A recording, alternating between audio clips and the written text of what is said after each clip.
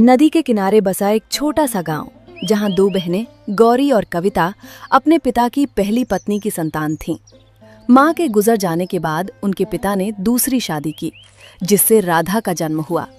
लेकिन पिता की मृत्यु के बाद सौतेली मां वसुंधरा ने सारी जायदाद अपने नाम कर ली और दोनों बहनों को नदी के उस पार एक छोटे से पुराने घर में रहने भेज दिया।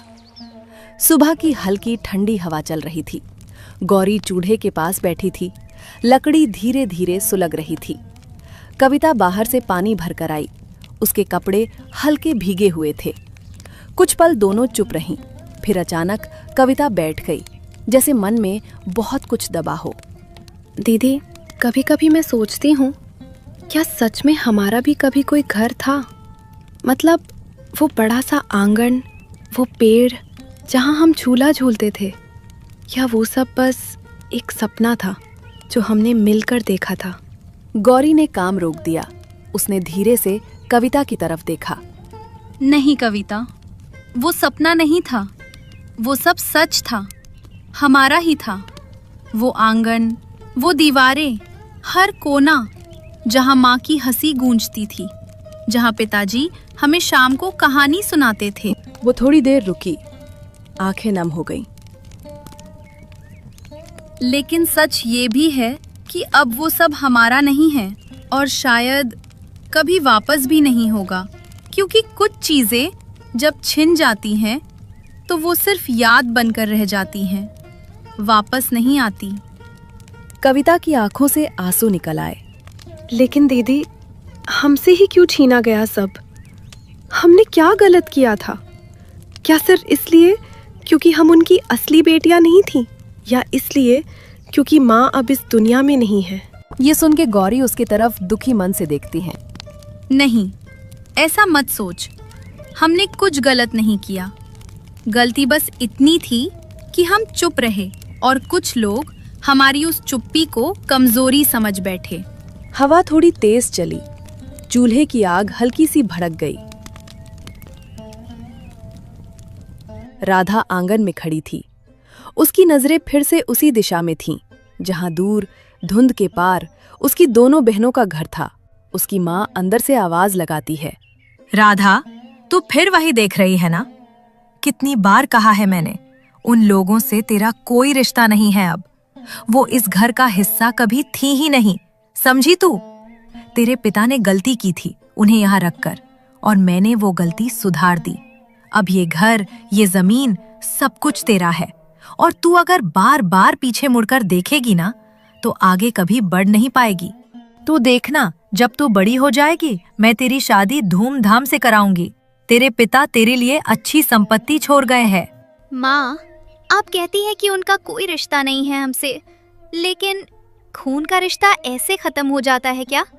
मैंने उनके साथ खेला है, उनके साथ हंसी हूँ, उन्होंने मुझे चलना सिखाया है। आप कैसे कह सकती हैं कि वो मेरे लिए कुछ भी नहीं है? पहले तो आप उनके साथ बहुत अच्छा बर्ताव करती थी। सौतेली माँ का चेहरा सख्त हो गया, लेकिन उसने कुछ नहीं कहा।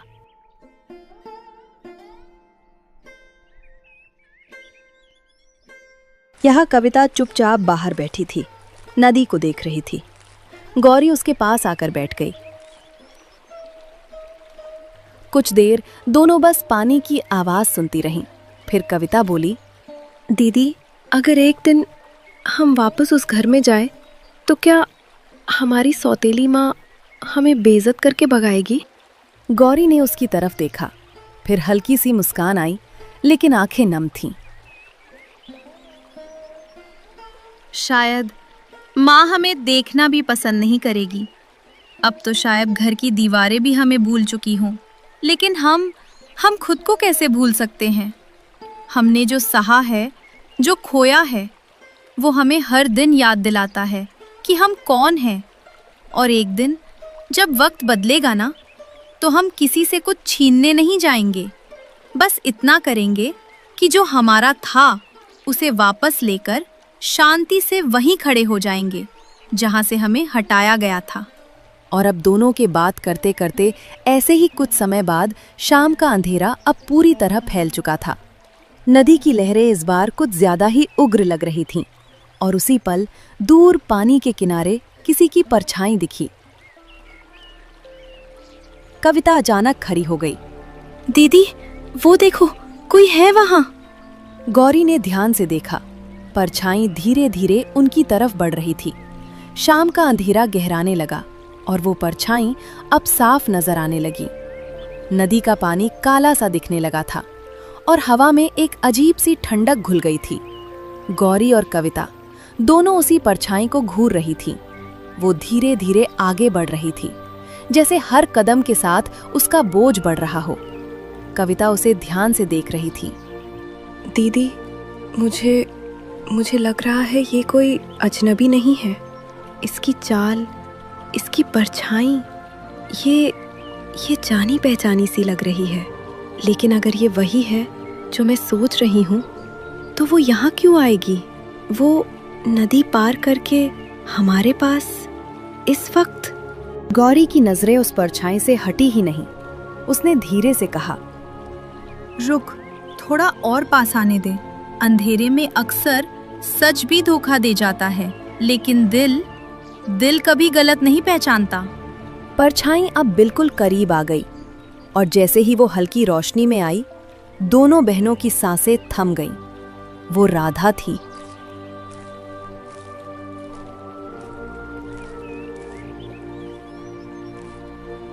राधा, तू सच में तू है या मैं फिर से कोई सपना देख रही हूँ? तू यहाँ इस वक्त अकेली?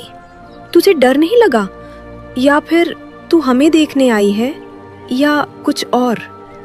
राधा पहले कुछ बोल नहीं पाई। वो थोड़ी भावुक हो गई, लेकिन फिर उसने लगातार कविता से कहा, दीदी, मुझे माफ कर दो। मैं बहुत देर कर चुकी हूँ। हर दिन, हर रात मैं बस यही सोचती रही कि आज जाऊंगी, आज आपसे मिलूंगी, लेकिन हर बार मेरे कदम वही रुक जाते थे।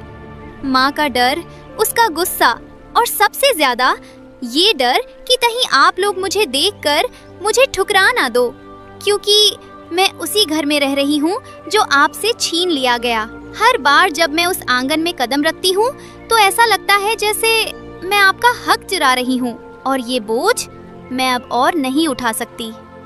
कविता की आंखों से आंसू बहने लगे, लेकिन इस बार उसने खुद को पीछे खींच लिया। तू जानती है राधा, हमने तेरा इंतजार किया है।